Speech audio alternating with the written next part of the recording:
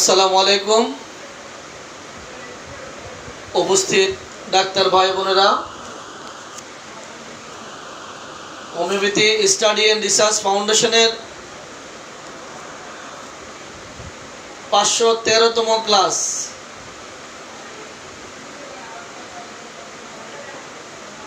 Homeopathy study and research ফাউন্ডেশনের 513তম class. এই 513তম ক্লাসে আমরা রেপার্টরি শিখব। 513তম ক্লাসে আমরা রেপার্টরি শিখব।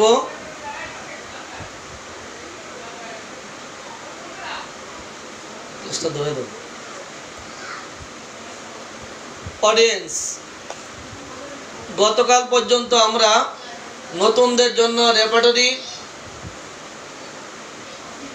গতকাল আমরা কি খুঁজেছিলাম বা কি আলোচনা করছিলাম বা কি শিখছিলাম, যদি আপনাদের কারো জানা থাকে একটু লিখে জানান। গতকাল আমরা কি শিখছিলাম? নতুনদের জন্য রেপার্টরি। আজকে যেহেতু লকডাউন শেষ, নতুনদের জন্য রেপার্টরি এর কার্যক্রম আজকেই শেষ হয়ে যাবে। কালকে থেকে আর দিনের 3টা ক্লাসটি আপাতত অফ থাকবে। ঈদের পরে আবার ইনশাল্লাহ চালু হবে। কারণ এই 3টার সময় ক্লাসটি নেওয়া আমার জন্য একটু কষ্টকর। রুগীদের বসে রেখে কষ্ট করতে হয়, রুগীদেরকে কষ্ট দিতে হয়, যার জন্য এই দিনের ক্লাসটি আপাতত লকডাউন যতদিন থাকবে না, শিথিল থাকবে, এই কয়দিন দিনের এই 3টা ক্লাসটি বন্ধ থাকবে। আজকে নতুনদের জন্য ক্লাস শেষ করব ইনশাআল্লাহ। আলহামদুলিল্লাহ ভালো আছি।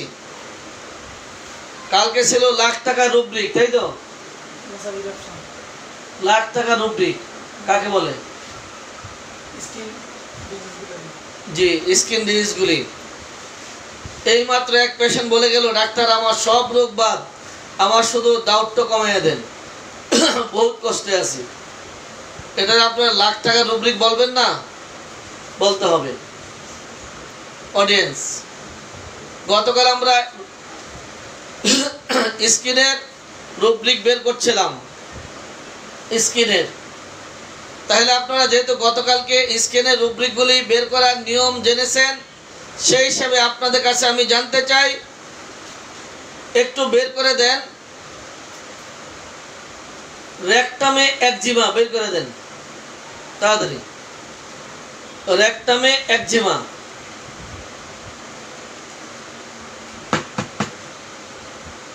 এখানে রেকটাম কই?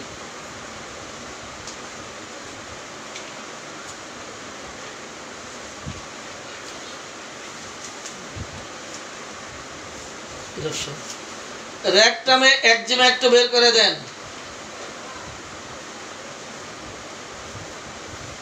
আজকের ক্লাসের শেষের দিকে আপনাদেরকে একটা গল্প শোনাবো। গল্পটি হবে ভাঙ্গারি বোতলের মাধ্যমে ওষুধ বাছাই। ভাঙ্গারি বোতলের মাধ্যমে ওষুধ বাছাই। ভাঙ্গারি বোতল চিনেন তো আপনারা? কে কে চিনেন বলেন তো দেখি। গল্পটা শেষের দিকে বলবো, এখন শুধু ভাঙ্গারি বোতলটা শুনিয়ে রাখি কেমন। ভাঙ্গারি শিশি আপনারা চিনেন? ভাঙ্গারি বোতল কে চিনেন বলেন? ভাঙ্গারি বোতল কে কে চিনেন হাত তোলেন। একজিমা কই? রেকটাম একজিমা নাই? দাউদ আছে, রেকটামে দাউদ আছে, দাউদ। রেকটামে দাউদ আছে, একজিমা নাই। স্কিন ইরাপশনে যাওয়া যাবে না। রেকটামে দাউদ আছে, দাউদ দাউদ। হারপেটিক। রেকটামে দাউদ ওষুধ কয়টি? রেকটামে দাউদ ওষুধ কয়টি? তাড়াতাড়ি। রেকটামে দাঁত ওষুধ কয়টি? তাড়াতাড়ি বলে দেন। রেকটামে দাঁত ওষুধ কয়টি? রেকটামে দাঁত। আজকে নতুনদের জন্য রেপার্টরি শেষ ক্লাস। আবার যদি ঈদের পরে লকডাউন শুরু হয় তখন আবার বাকি কাজটুকু করবো ইনশাআল্লাহ সুযোগ পেলে। রেকটামে দাঁত ওষুধ কয়টি? রেকটামে দাঁত ওষুধ কয়টি?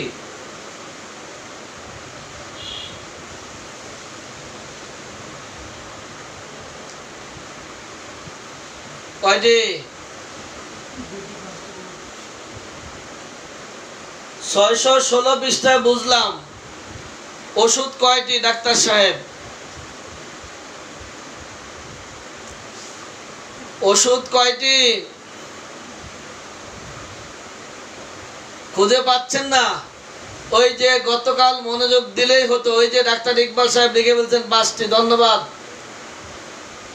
আপনি রেকটামে যান, ইরাপশন দেন, ইরাপশনের মধ্যে হারপেটিক দেন, দাউদ হয়ে গেল 5টি। আপনারা বাঙ্গারি বোতল কে কে চিনেন? একটু হাত তোলেন তো। বাঙ্গারি বোতল, বাঙ্গারি 10 ml, 15 ml, 8 ml, 9 ml ছোট ছোট ভাঙ্গারি বোতল। এটি কোথায় পাওয়া যায় বলেন তো? বাঙ্গারি বোতল কোথায় পাওয়া যায়? এরা কেউ এই দেশে বাস করে না। বাঙ্গারি বোতল কোথায় পাওয়া যায়? তাড়াতাড়ি লিখেন। বাঙ্গারি বোতল কোথায় পাওয়া যায়?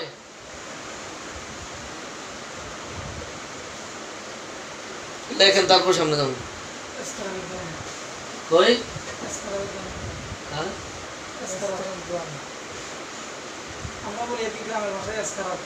স্ক্রাব মানে? এটা কি?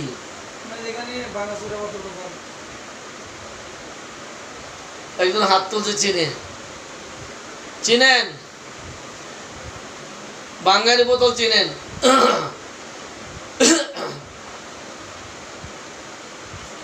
দুইজন পাওয়া গেল বাঙ্গারি বোতল চিনে।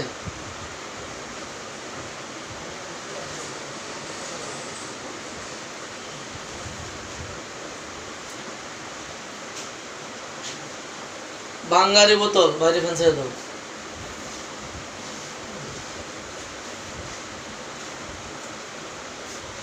নিজামরা ডাকো।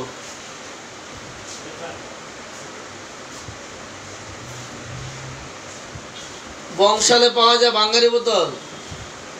আর কোথায়?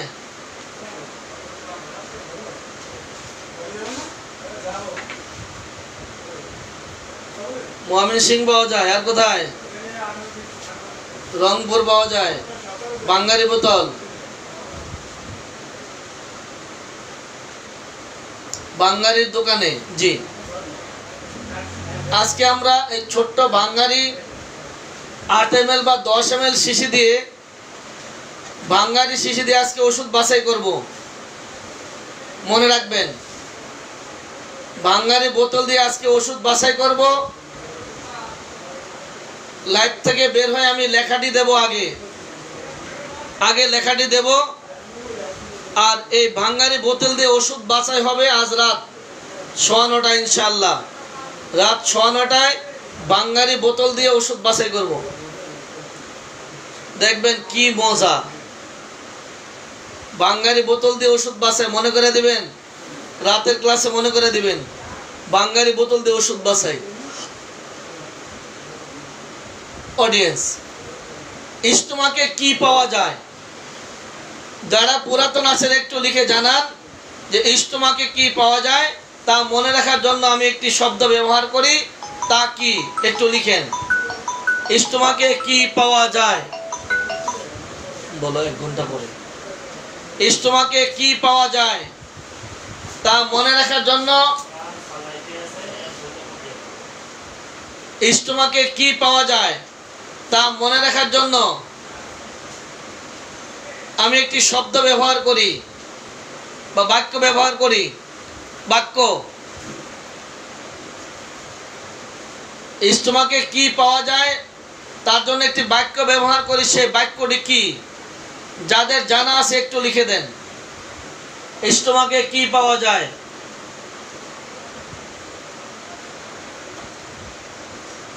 স্টোমাকে কি থাকে?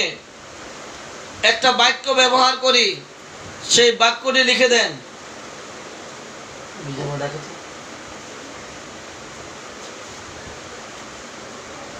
স্টোমাকে কি পাওয়া যায়? স্টোমাকে কি পাওয়া যায় তার জন্য একটি বাক্য ব্যবহার করি, যাদের জানা আছে লিখে জানান।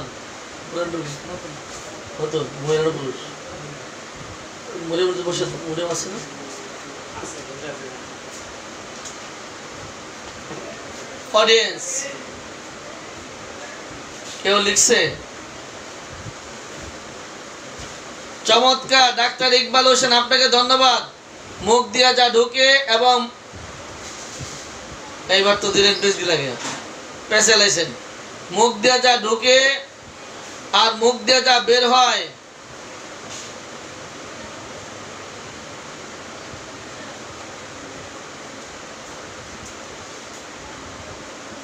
মুখ দিয়ে যা ঢুকে মুখ দিয়া যা বের হয়। রুবিনে যাও।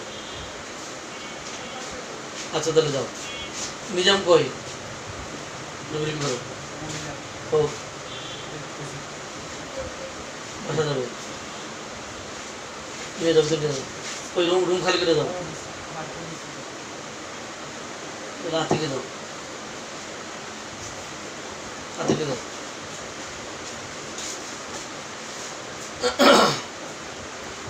মুখ দিয়া যা ঢুকে মুখ দিয়া যা বের হয়, আমরা তা পাবো স্টোমাকের মধ্যে। আগে লিখেন সবাই, বের করার পরে আপনি বের করেন গর্ভাবস্থা মুমিন। মুখ দিয়া যা ঢুকে মুখ দিয়া যা বের হয়, তা পাবো আমরা স্টোমাকে। সবাই লিখেন, মুখ দিয়া যা ঢুকে মুখ দিয়া যা বের হয়, সব পাবো স্টোমাকে।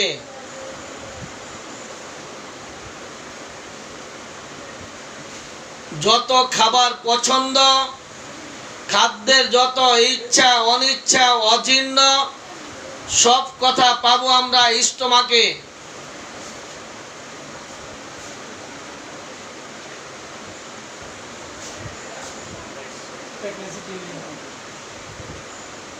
মুখ দিয়া যা ঢুকে মুখ দিয়া যা বের হয়, সব পাবো স্টোমাকে। খাবার ঢুকে মুখ দিয়ে, পানি ঢুকে মুখ দিয়ে, যত খাবার খাচ্ছি আর যত বমি করছি, যত বমি ভাব হচ্ছে, সবকিছু মুখের সাথে সম্পর্ক। মুখ দিয়ে স্টোমাক থেকে সম্পর্ক, যার স্টোমাকের সাথে সম্পর্ক। মুখ দিয়া যা ঢুকে মুখ দিয়া যা বের হয়, সব পাবো আমরা স্টোমাকে। পিপাসা কোথায় পাবো? পিপাসা মনে রাখার জন্য আরেকটি বাক্য ব্যবহার করি, তা কি? পিপাসা মনে রাখার জন্য আরেকটি বাক্য ব্যবহার করি, আরেকটি বাক্য ব্যবহার করি, সেই বাক্যটির নাম কি? পিপাসা মনে থাকার জন্য। মনে আছে? কি মনে আছে? পিপাসা যে কোথায় থাকে এটা মনে রাখার জন্য একটা গল্প করি, সেই গল্পটা কি শুনবেন? ভিডিও দেখবেন, দেখে দিব। তুলি নিয়ে যাও।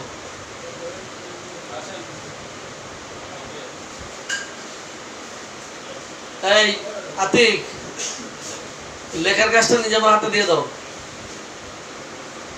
যান ভিতরে যান। অডিয়েন্স, পিপাসা মনে রাখার জন্য আমি আরেকটি গল্প বলি। গল্পটি কি? পিপাসা বলেন, সেই গল্পটি কি?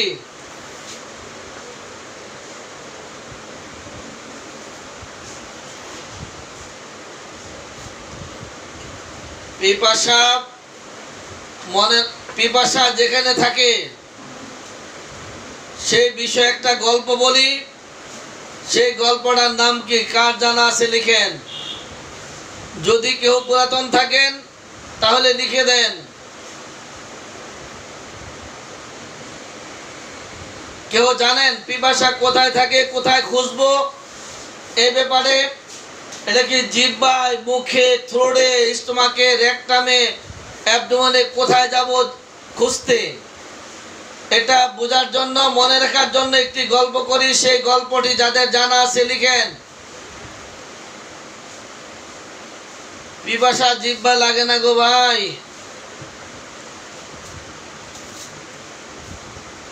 ক্যামেরা ভালো না, কাঠটা ভালো না, আমারটা ক্লিয়ার তো?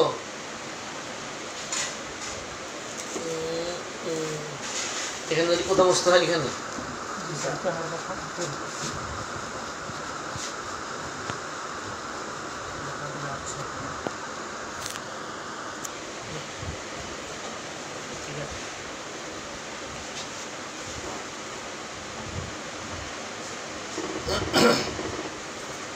অডিয়েন্স, পিপাসা মনে রাখার জন্য একটি গল্প করি।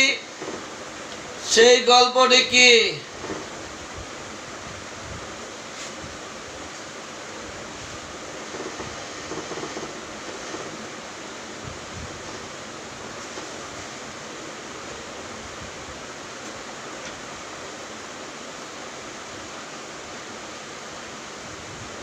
পিপাসা থ্রোডে রং নাম্বার, মাউথে রং নাম্বার, জিহ্বায় রং নাম্বার। গল্পটি হলো এই, আজকে বলছি আবার। অনেক দিন পর, ঈদের পরের দিনটাই চেম্বার বন্ধ রেখে প্রথম গেলাম বাইরের বাড়িতে। ওখানে যে একটু ভালো মতো খাবার খেয়ে বের হয়ে আসলাম শ্বশুর বাড়ি। শ্বশুর বাড়ি আবার একটু ভারী খাবার খেয়ে এবার রওনা দিলাম বাসার উদ্দেশ্যে। পথের মধ্যে বিকেলবেলা আবার বন্ধুর চেম্বার। ওই চেম্বারে মোটামুটি ভালোভাবে খেয়ে এবার ফিরলাম চেম্বারে, নিজের চেম্বারে আসলাম। এখানে এসে আবার বন্ধু বান্ধব আড্ডা করে আবার ভালো মতো খেলাম। চেম্বার থেকে খেয়ে বাসায় গেলাম। বাসায় গেলে ঈদের পরের দিন আর আপনি বাসায় খাবেন না, মার খাওয়ার ভাব হবে কিন্তু। ডর ভয়ে আবার রাত বাসায় খেলাম। একবারে পরে আরেকবার রাতে আবার 12টার সময় আবার খেলাম। খেয়ে এবার শুতে গেলাম। শুইতে যে রাত 3টার দিকে পেটের মধ্যে আন্দোলন, যে পানি ছাড়া হজম হবে না। স্টোমাকের মধ্যে আন্দোলন, পানি ছাড়া হজম হবে না, পানি চাই, পানি চাই। তাড়াতাড়ি ঘুম থেকে জেগে তানিয়ার মা পানি দাও। এই যে ঘুমের মধ্যে ঘুম থেকে জেগে তাৎক্ষণিক তানিয়ার মা পানি দাও, এই যে পানি চাওয়া, এই পানি স্টোমাকের মধ্যে এত রিস্ক ফুড। এবার আন্দোলন শুরু করেছে, হজম হবে না পানি ছাড়া। এবার পানি দাও, তাদের চলবে না। তাড়াতাড়ি করে পানি দিলাম, তাদের কাজ তারা করলো। এই যে স্টোমাক বিনা পানিতে কোনো কাজ করতে পারে না। পানি দিলে হজম করতে পারে, পানি না দিলে সব শুকিয়ে থাকবে, বিপদে পড়ে যাবেন। যার জন্য পিপাসাটা আপাতত স্টোমাকের মধ্যেই রাখেন। খাদ্য যেখানে, পানি সেখানে। তাহলে পিপাসা কোথায় পাবো? এবার বলেন। স্টোমাকের খাদ্য হজম হইতে পানি দরকার, এই জন্য পিপাসাটা স্টোমাকের মধ্যেই রাখা হলো। তাহলে পিপাসা কোথায় পাবো? স্টোমাকে। বমি কোথায় পাবো? স্টোমাকে। ক্ষুধা কোথায় পাবো? স্টোমাকে। ক্ষুধা আবার স্টোমাকে কেন? যদি আপনার স্টোমাক ফাঁকা থাকে তখন আপনি খাবার জন্য অস্থির হয়ে যান। স্টোমাক যখন ফুল থাকে তখন আপনাকে যদি যত ভালো খাবার দেওয়া হোক না কেন আপনি বলবেন খাবো না। তাহলে স্টোমাকের সাথে সম্পর্ক, খাবার খাবেন কি খাবেন না, কতটুকু খাবেন, কি পরিমাণ খাবেন, এটা সব নির্ভর করে স্টোমাকের উপরে। তাহলে পিপাসা, জিহ্বা, আপনার ক্ষুধা, খাদ্য, বমি, পিপাসা, বদহজম যত আছে সব পাবেন স্টোমাকে। তাহলে পিপাসা, ক্ষুধা কোথায় পাবো? স্টোমাক। বমি কোথায় পাবো? স্টোমাক। বদহজম কোথায় পাবো? স্টোমাক। মাছ পছন্দ? স্টোমাক। মাছ ভালো লাগে না, স্টোমাক। মাছ অজীর্ণ, স্টোমাক। আপনি খুব পিপাসা অস্থির হয়ে যাচ্ছেন, স্টোমাক। বমি ভাব, স্টোমাক। এবার বের করে দেন গর্ভাবস্থায় বমি বমি ভাব। বের করেন, বের করেন গর্ভাবস্থায় বমি ভাব।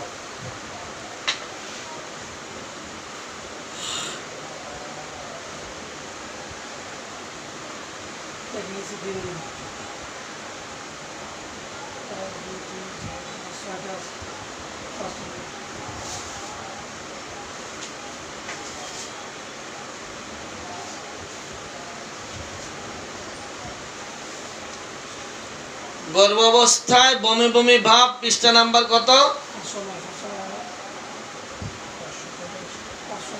509। 509 কই?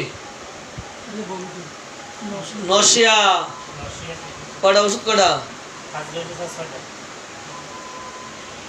অডিয়েন্স ফার্স্ট গ্রেডে ওষুধ কয়টি? ফার্স্ট গ্রেডে কয়টি?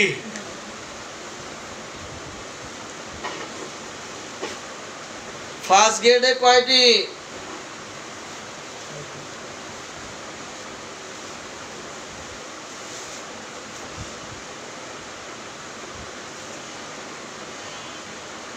বমি বমি ভাব ফার্স্ট গ্রেডে কয়টি?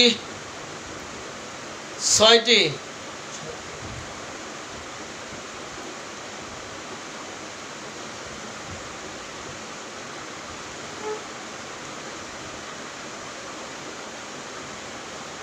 বমি বমি ভাব ফার্স্ট গ্রেডে কয়টি? 6টি। এবার বের করে দেন রাক্ষসে ক্ষুধা। জানতো দেখি, ক্ষুধা ক্ষুধা এপিটাইটে ঢুকেন।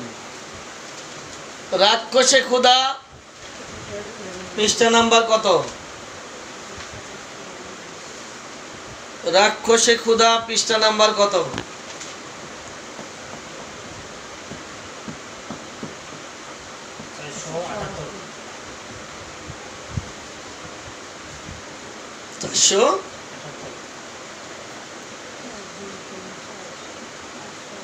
রাক্ষসে ক্ষুধা শব্দটা কি? রেভিনাস। রাক্ষসে ক্ষুধা পৃষ্ঠা নাম্বার কত? 478। ফার্স্ট গ্রেডে কটা? 25টা নাকি? 25টা নাকি কটা?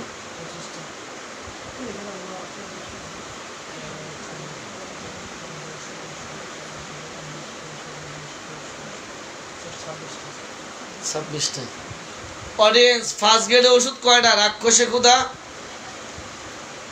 26টা। আলহামদুলিল্লাহ।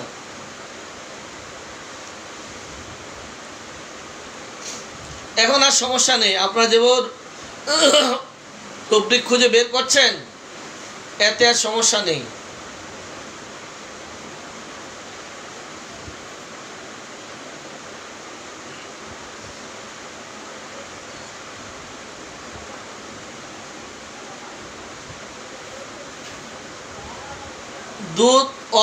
দুধে অজীর্ণতা একটু বের করেন তো। দুধ অজীর্ণ ইংরেজি শব্দ। দুধে অজীর্ণ, দুধে অজীর্ণ, দুধে অজীর্ণ পৃষ্ঠা নাম্বার কত?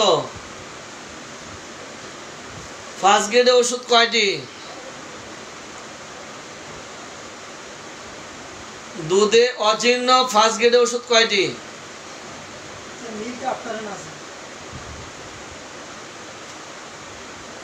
দুধ খাওয়ার পরে অজীর্ণ লিখেন। ফার্স্ট গ্রেডে কয়টি?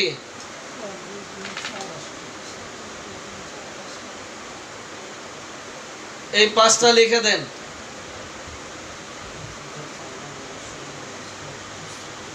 এই 5টা লিখে দেন।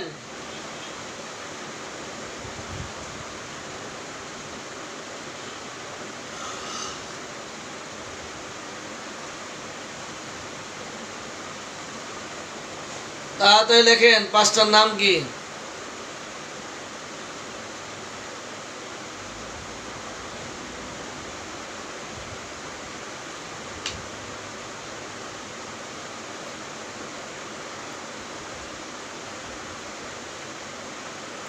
দুধে অজীর্ণ 5টি ওষুধ ফার্স্ট গ্রেডে কি কি?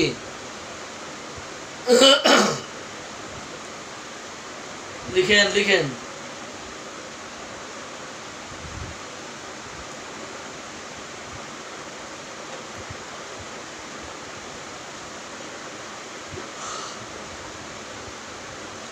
দুধে অজীর্ণ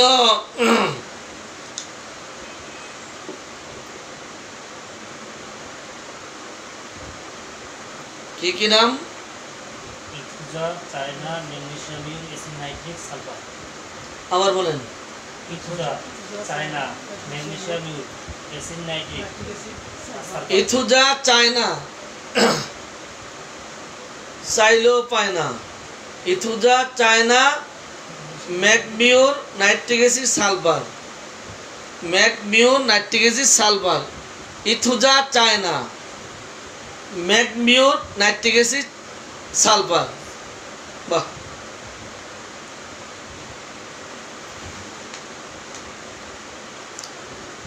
এবার অডিয়েন্স যদি বলি দুধে বৃদ্ধি, তাহলে কোথায় যাবেন?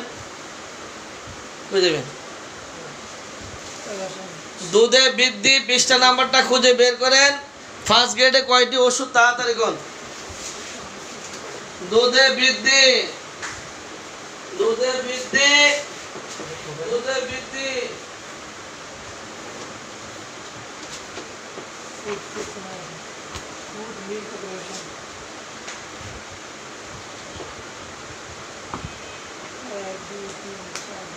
দুধে বৃদ্ধি পৃষ্ঠা নাম্বার কত?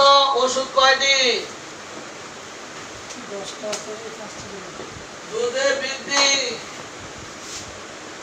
অডিয়েন্স, দুধে বৃদ্ধি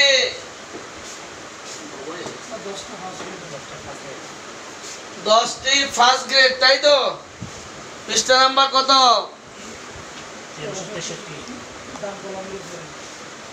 1363 ফার্স্ট গ্রেডে 10টি।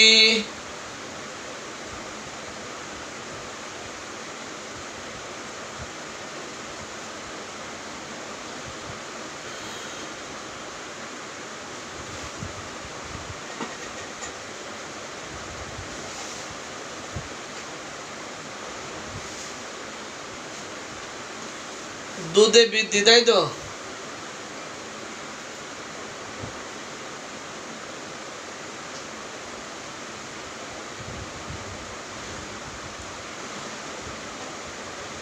অডিয়েন্স, পাতলা পায়খানা, কোষ্ঠবদ্ধতা, কোষ্ঠকাঠিন্যতা, পাইলস, এগুলি আমরা কোথায় পাইতে পারি বলেন তো? পাতলা পায়খানা, কোষ্ঠবদ্ধতা, কোষ্ঠকাঠিন্যতা, 7 দিন 10 দিন পর পায়খানা করে, এগুলি কোথায় পাবো? কোষ্ঠবদ্ধতা, কোষ্ঠকাঠিন্যতা, ডায়রিয়া, 15-10 দিন 21 দিন পর পায়খানা করা, 7 দিন পর পায়খানা করা, এটি কোথায় পাবো?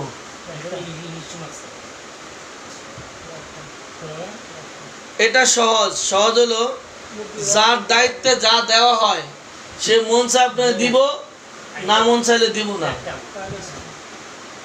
মন চাইলে দিবে, না মন চাইলে দিবে না, একটা।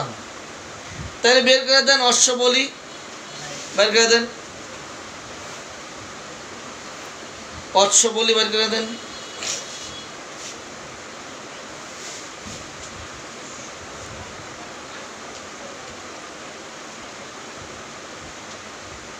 অশ্ব বলি বের করে দেন।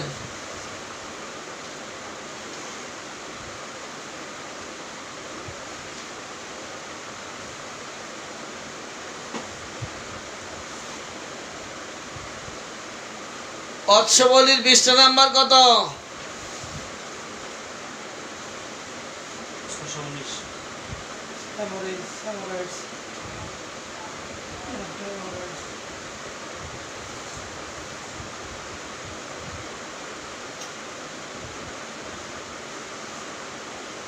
Hemorrhoid.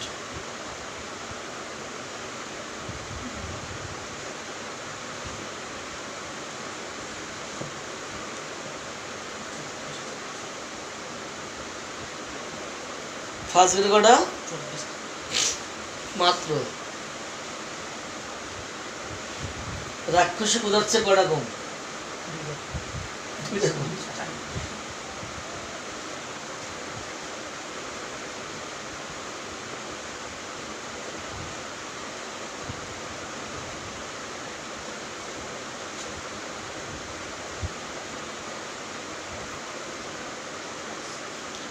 এবার বের করে দেন তো স্বপ্নদোষ কোথায় পাবো? স্বপ্নদোষ, স্বপ্নদোষের পৃষ্ঠা নাম্বার কত বের করে দেন তো।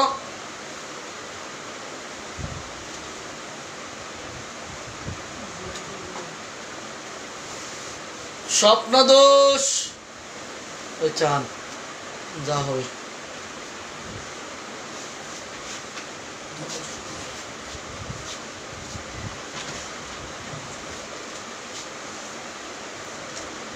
স্বপ্নদোষের পৃষ্ঠা নাম্বার কত?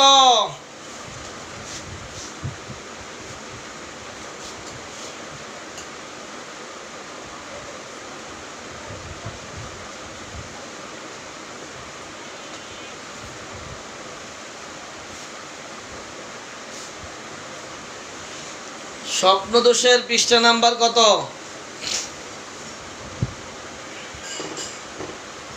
কে পাইছেন বাইর করেন।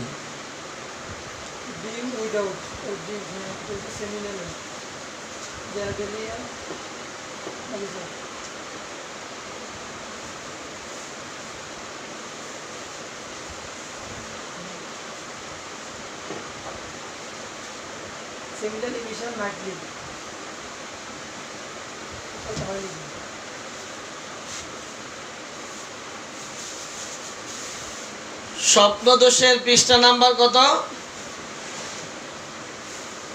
কত?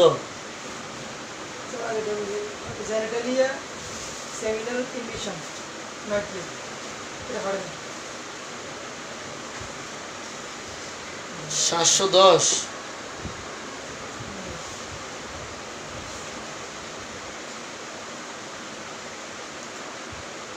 একটা সমস্যা হয় বরাবরই রুব্রিক খুঁজতে গেলে, একটা ঝামেলার মধ্যে পড়ে যে আমরা মাসিকের ব্যাপারে। মাসিকের কথা শুনলে আমরা সবাই কোন অধ্যায় খুঁজবো বলেন তো? যদি মাসিক যদি শুনি তাহলে আমরা কোন অধ্যায় খুঁজবো? মাসিক বললে কোন অধ্যায় খুঁজবো? যাদের জানা আছে লিখেন। মাসিক বললে কোন অধ্যায় খুঁজবো?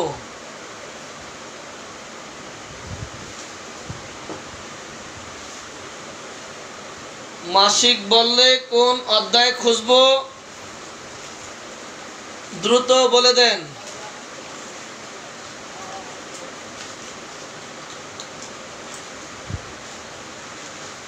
মাসিক বললে কোন অধ্যায় খুঁজবো?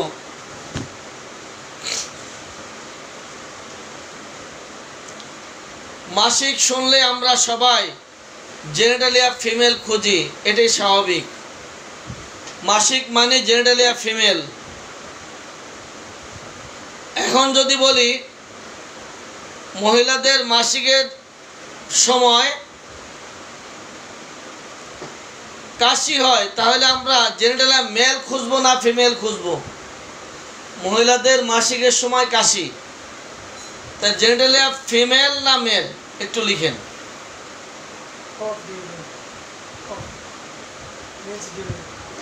মহিলাদের মাসিকের সময় কাশি, এটাকে জেনেটালিয়া মেল না ফিমেল? মহিলাদের মাসিকের সময় কাশি, জেনেটালিয়া মেল না ফিমেল?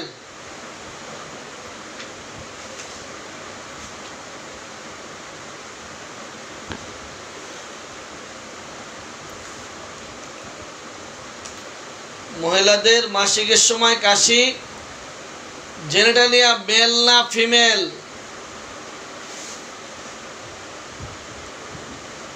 তাড়াতাড়ি।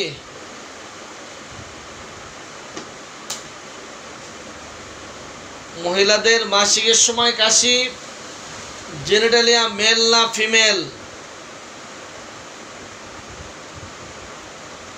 কফে। কেন? কারণ সমস্যা হচ্ছে কাশি, এই জন্য তো। আলহামদুলিল্লাহ, এটাই নিয়ম। জেনেটালিয়া ফিমেল না, জেনেটালিয়া ফিমেল হবে না, কফ হবে, কফ। মহিলাদের যে কোনো সমস্যা যদি যৌনাঙ্গ ভিত্তিক হয় তাহলে আমরা যাব জেনেটালিয়া ফিমেলে। আর যদি দাঁত ব্যথা মাসিকের সময় হয় তাহলে যাব দাঁতে। বাইর করেন দাঁত ব্যথা মাসিকের সময়। দাঁতে ব্যথা মাসিকের সময়, দাঁতে ব্যথা মাসিকের সময় পৃষ্ঠা নাম্বার কত?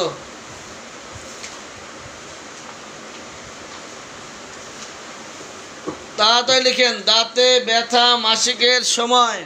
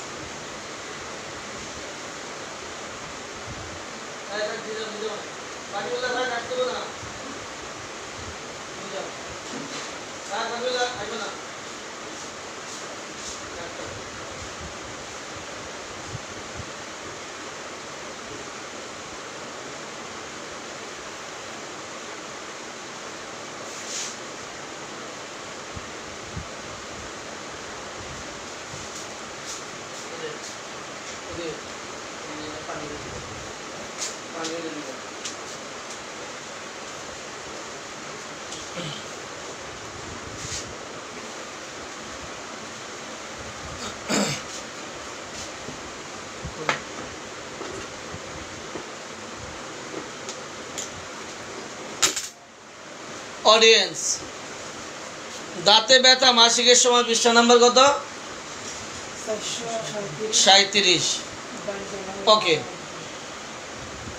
এখানে একটা কথা থাকে, কথাটা হলো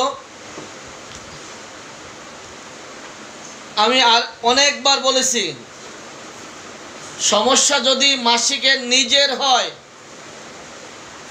যেমন মাসিক কম বেশি ব্যথাযুক্ত, অল্প বেশি, চাকা চাকা পানির মতো দোলা দোলা, যদি ঋতুস্রাবের নিজের কোনো সমস্যা হয়, ঋতুস্রাবের নিজের কোনো সমস্যা যদি হয়, সেই ক্ষেত্রে আমরা যাব জেনেটালিয়া ফিমেল।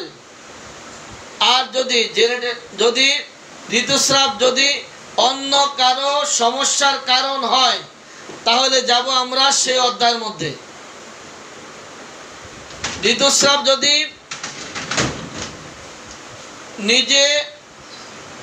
নিজের কোনো সমস্যা, জেনেটালিয়া ফিমেল, আর যদি অন্য কোনো কারো সমস্যার কারণ হয় তাহলে যাব সে অধ্যায়ের মধ্যে। তাহলে বের করে দেন, পিঠে ব্যথা মাসিকের সময়। বের করেন, পিঠ ব্যথা মাসিকের সময়।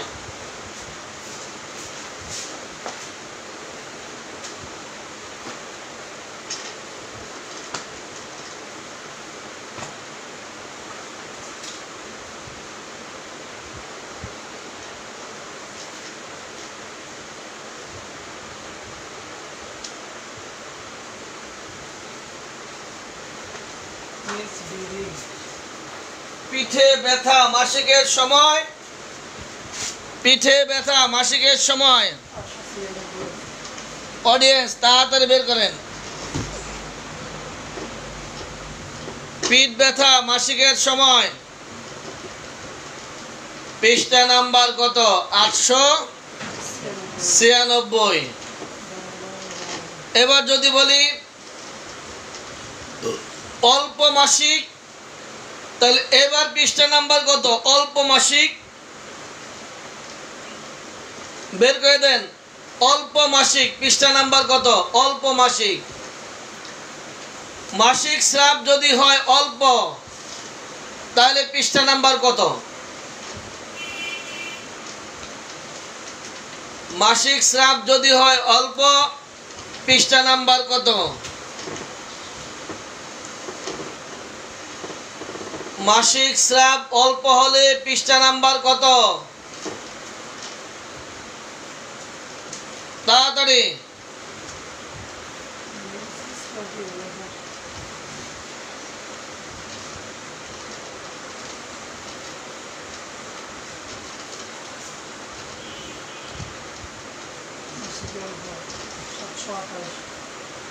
মাসিক স্রাব অল্প হলে পৃষ্ঠা নাম্বার কত?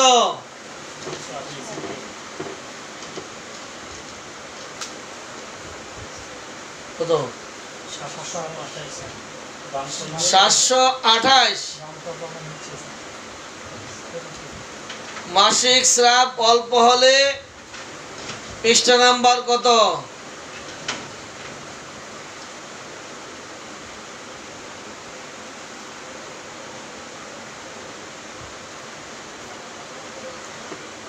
মাসিক স্রাব অল্প হলে পৃষ্ঠা নাম্বার কত?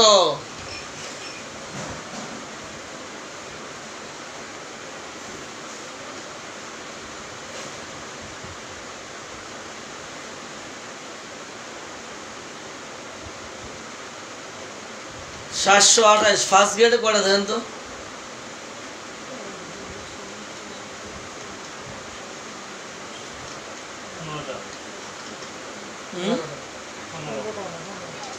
অডিয়েন্স, মাসিক স্রাব অল্প হলে যারা শুধু পালসিডিলা খাওয়াচ্ছি, ফার্স্ট গ্রেডে আসে মাসিক স্রাব অল্প মাত্র 15টি, সেকেন্ড থার্ড বাদে দিলাম।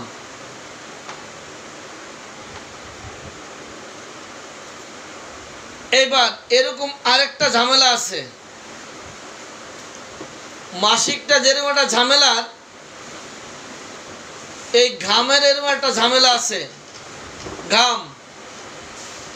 ঘামলে মাথা ব্যথা, ঘামলে শরীর চুলকায়, ঘামলে অস্থির লাগে, চোখের পাতায় ঘাম, মাথায় ঘাম, পিঠে ঘাম, এই এক যন্ত্রণা। কোথায় থেকে কোথায় যাই, এটার জন্য একই কথা।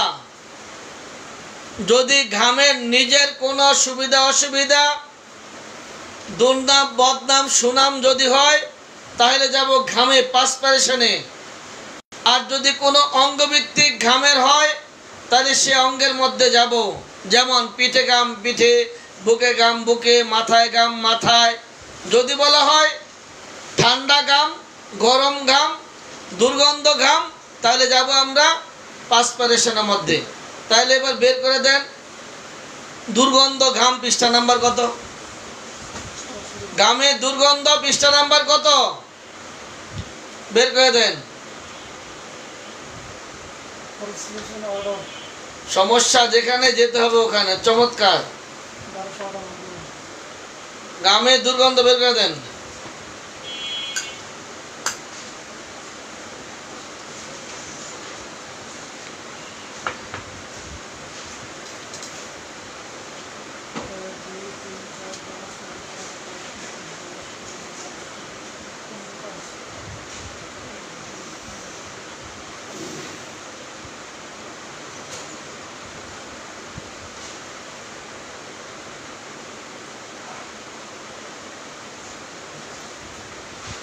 ঘামে দুর্গন্ধ পৃষ্ঠা নাম্বার কত?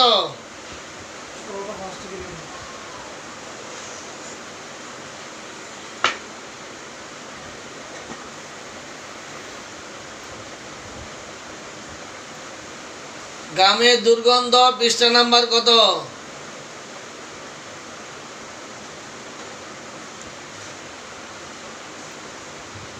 1200 কত?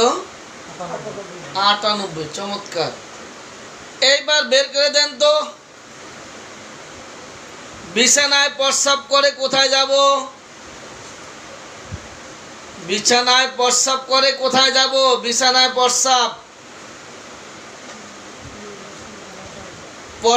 হওয়া না হওয়া, প্রস্রাব হওয়া না হওয়া, এটা নির্ভর করে ব্লাডারের উপরে। এই দায়িত্ব আল্লাহ ব্লাডারকে দিয়েছে। তুই জমায় রাখবি, সময় মতো যখন চায় তখন ফালিয়ে দিবি। তাহলে ব্লাডের মধ্যে পাবো ইউরিনেশন, মূত্র ত্যাগ পাবো ব্লাডারে। অডিয়েন্স, আজকে হবে নতুনদের জন্য অনলাইনে নবম রেক্সের আজকে শেষ দিন।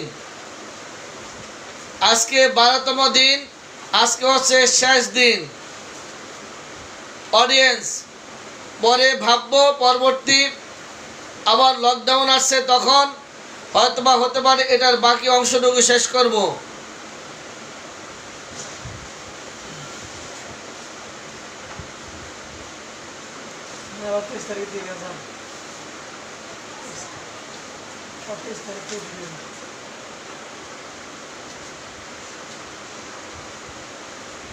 ঘরে বসে দেখবেন, ঘরে বসে দেখবেন।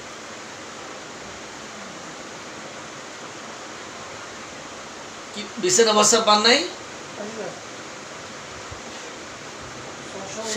সবাই তো লিখে দিছে মুশাহিদ, বাম কলামের নিচে 659 বাম কলামের নিচে। এবার একটু বের করে দেন স্বপ্ন দোষ। অডিয়েন্স, আজকে শেষ দিন, একটা গল্প করে আপনাদেরকে ছেড়ে দেব। অনেক তো পড়লেন, একটু আজকে গল্প শোনাবো, তারপর ছেড়ে দেব।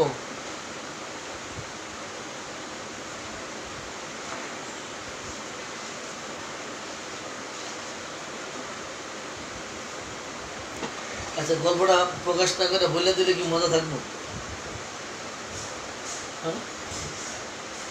থাকবো গল্প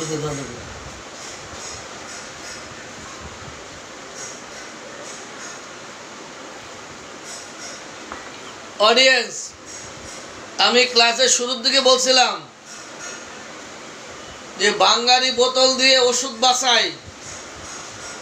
গত 12 দিন তো আপনাদের সাথে কাটালাম, তো আজকে একটি গল্প দিয়ে বিদায় নিলে কেমন হয় বলেন তো? যারা গল্পটা শুনতে চান হাত তোলেন। গল্প দিয়ে, বাঙালি বোতল দিয়ে ওষুধ বাছাই, বাঙালি বোতল দিয়ে ওষুধ বাছাই, এই গল্পটা কে কে শুনতে চান হাত তোলেন।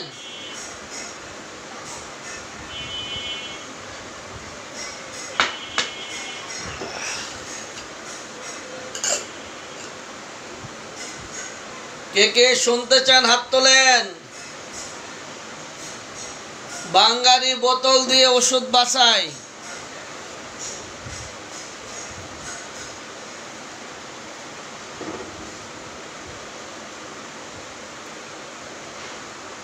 গল্পটির নাম হচ্ছে বাঙালি বোতল দিয়ে ওষুধ বাছাই। লেখাটি আজকে পেয়ে যাবেন আমার আইডিতে ইনশাআল্লাহ। তারপরে আগে একটু রিহার্সাল দিয়ে দিচ্ছি। লেখার কাজ চলছে, লেখার কাজ চলছে। বাঙালি বোতল দিয়ে ওষুধ বাছাই। সবাই হাজির, সবাই রেডি? জি, শুনতে চান?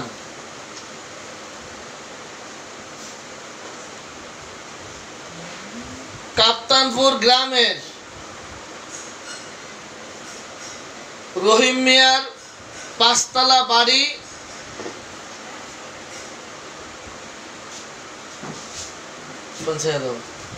বাড়িটির পিছনে একটি এলাকাবাসীর একটি কবরস্থান রয়েছে। কাপ্তানপুর রহিম মিয়ার বাড়ির পিছনে মহল্লাবাসীর কবরস্থান রয়েছে, অনেক পুরাতন কবরস্থান। রহিম মিয়ার একমাত্র ছেলে জামাল মিয়া ভালো পড়াশোনা করেছে, বিয়েও করেছে, একটা বাচ্চা আছে 3 বছরের। রহিম মিয়ার একমাত্র ছেলে জামাল হওয়ার কারণে জামাল লেখাপড়ার পাশাপাশি নেশায় একেবারে আসক্ত। এমন নেশা নাই যে নেশা ভদ্রলোক খায় না। সব নেশা, অনেক ধরনের নেশা খায়। বাড়িওয়ালার ছেলে বলে কথা, সুন্দরী এক মেয়ে বিয়ে করে দিল, 3 বছরের বাচ্চা হলো। চলছে সংসার সুখের, মাঝে মধ্যে নেশার টাকার জন্য স্ত্রীকে মারধর করে, বকাবাজি করে। বাড়ির ভাড়াটিয়ারা সবাই জানে জামাল তার স্ত্রীকে মারধর করে। হঠাৎ একদিন শ্বশুর মশাই ঘুম থেকে জেগে দেখতে পায় জামাল মেয়ে যে ঘরে থাকে ওই ঘরে জামালের স্ত্রী মেঝেতে পড়ে আছে লাশ হয়ে।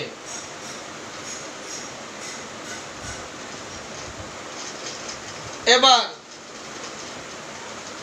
রহিম মিয়া এই লাশ দেখে তাড়াতাড়ি থানায় যায়। থানায় যেয়ে কমপ্লেন করে যে আমার বাড়িতে আমার পুত্রবধূ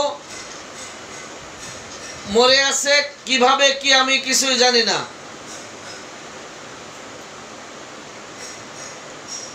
থানার ওসি সাহেব ওনার পুলিশের ফোর্স নিয়ে এসে বাড়ি ঘেরাও করে 5 তলা বাড়ির দারোয়ান থেকে শুরু করে ভাড়াটিয়া, যত ভাড়াটিয়া আছে, এমনকি প্রত্যেক ভাড়াটিয়ার কাজের লোক সহ, কাজের বুয়া সহ সব গ্রেপ্তার করে থানায় নিয়ে যায়। বাড়ি তালা দেওয়া। থানায় নিয়ে ওসি সাহেব প্রত্যেককে জিজ্ঞাসাবাদ করতে শুরু করলেন। ওইদিকে লাশ নেওয়া হলো হাসপাতালে।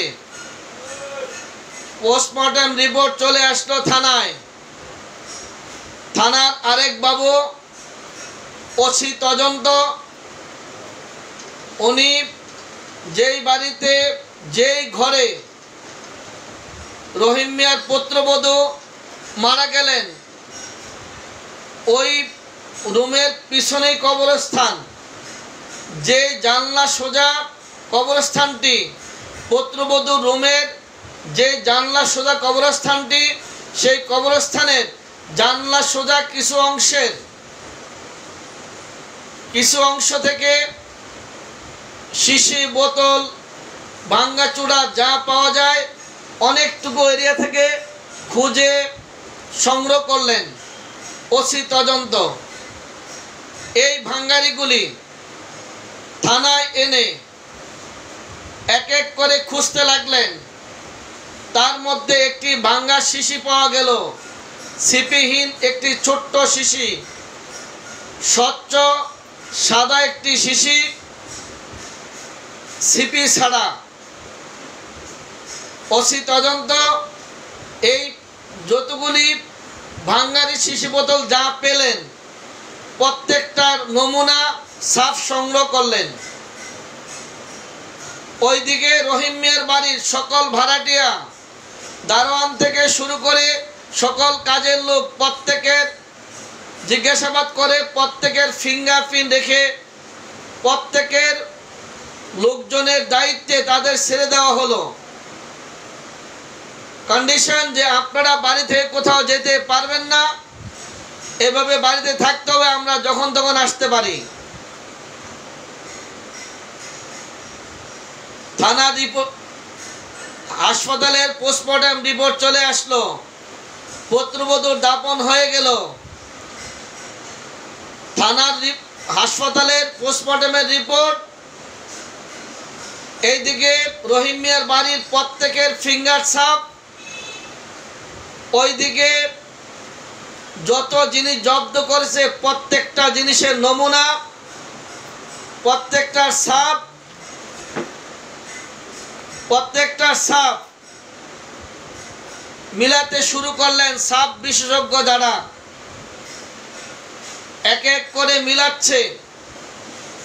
অডিয়েন্স, আপনারা এই মুহূর্তে একটু মন্তব্য করুন। এই যে নেশাখোর রহিম মিয়ার ছেলে জামাল, এই জামাল তার স্ত্রীকে হত্যা করতে পারে এমনটা আপনারা যারা এই মুহূর্তে লাইভে আছেন কত পার্সেন্ট আছেন যে রহিম মিয়ার ছেলে নেশার টাকার জন্য তার স্ত্রীকে খুন করতে পারে এমনটার সম্ভাবনা কত পার্সেন্ট একটু লিখেন তো। রহিম মিয়ার ছেলে নেশাখোর, সে নিজে তার স্ত্রীকে নেশার টাকার জন্য হত্যা করতে পারে, এটার পক্ষে আপনারা কত পার্সেন্ট ভোট দিতে পারেন বলেন তো, লিখেন এটা কত পার্সেন্ট সম্ভাবনা থাকে। 98%। লেখেন, আরো কয়েকজন লেখেন। নেশার টাকার জন্য স্ত্রীকে হত্যা করতে পারে, বাবা মাকে পর্যন্ত হত্যা করে ফেলে নেশার টাকার জন্য, এটা তো স্ত্রী। 99।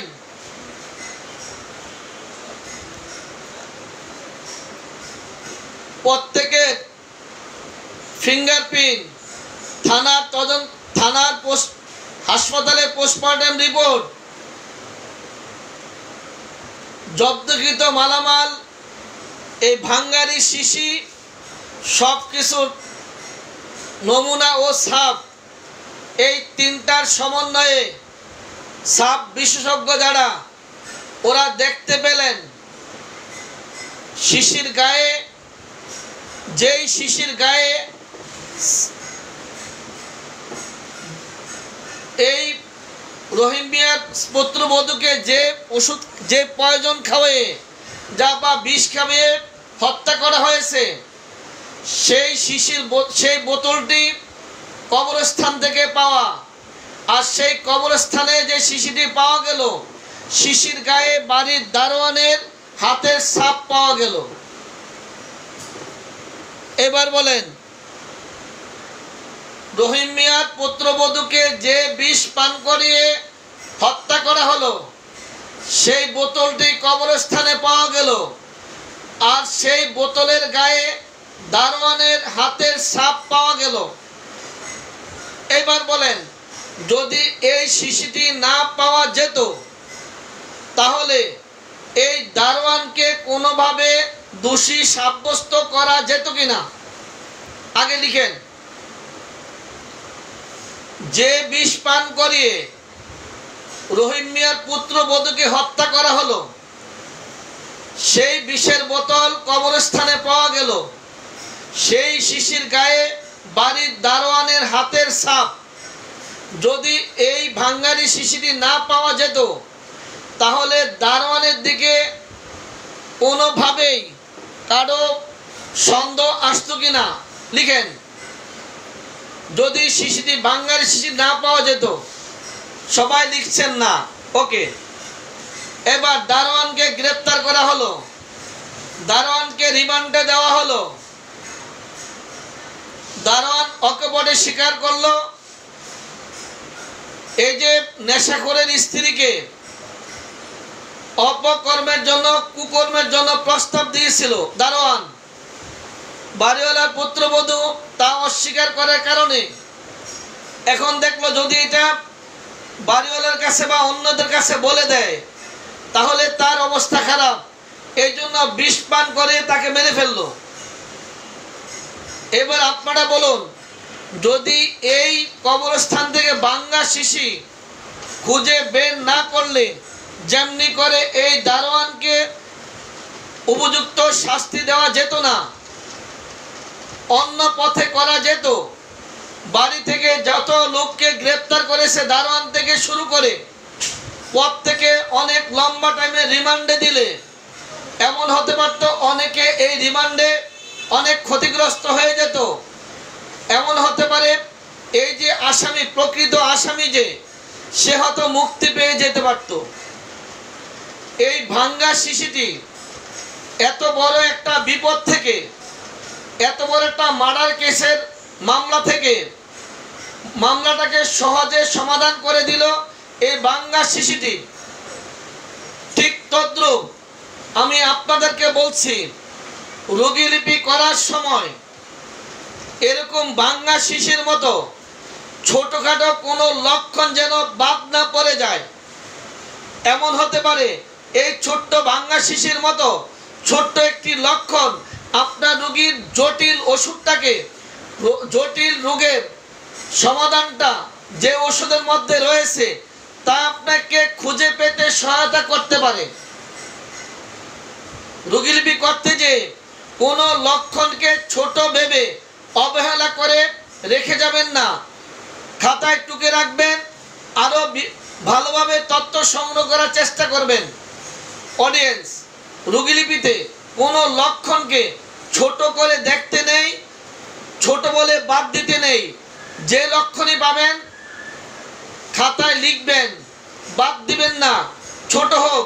যেমনি করে এই ছোট্ট ভাঙ্গা শিশিটি, সিপিহীন শিশিটি এত বড় একটা মার্ডার কেসের মামলাকে সমাধান করতে পারলো, এমন হতে পারে আপনার ছোট্ট লক্ষণটি, এত জটিল রোগীলিপিটি, এত জটিল রোগীর সমস্যাটি সমাধানের ওষুধটি খুঁজতে এই ছোট্ট লক্ষণটি আপনাকে সহযোগিতা করতে পারে। আমার এই গল্পটি আপনারা বুঝেছেন কিনা, বা এর সমাধানটা কি বুঝেছেন কিনা, কি বুঝছেন একটু লিখেন। চলবে চলবে।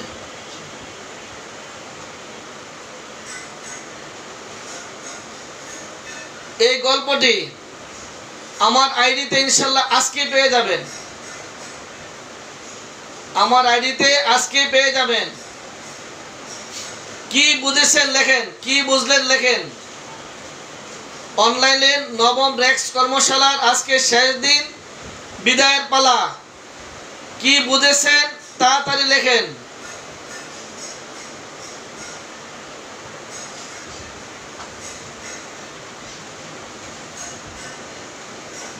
আমার এই গল্পটি বুঝেছেন কিনা তাড়াতাড়ি লিখেন।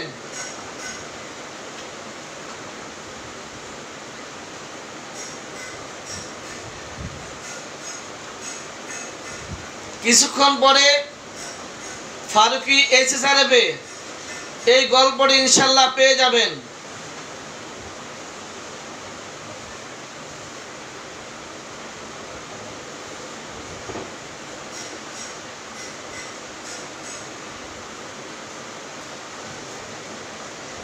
বাঙালি বোতল দিয়ে ওষুধ বাছাই।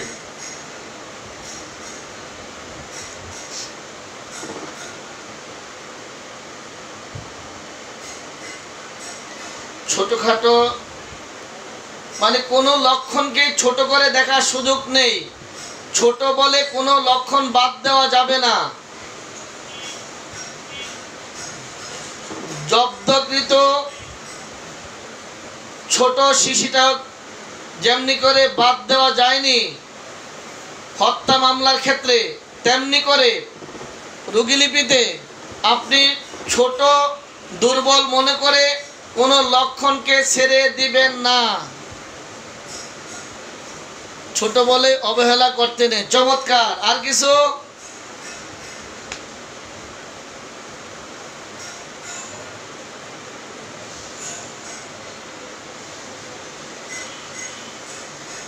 তাহলে সবাই ভালো থাকেন, সুস্থ থাকেন। আবার রাত 6-9টায় আসছি ইনশাআল্লাহ রোগীলিপি নিয়ে। রাতের ক্লাস ধারাবাহিকভাবে চলতে থাকবে, রাতের ক্লাস চলতে থাকবে। আপাতত দিনের 3টা ক্লাস আজকেই সমাপ্ত।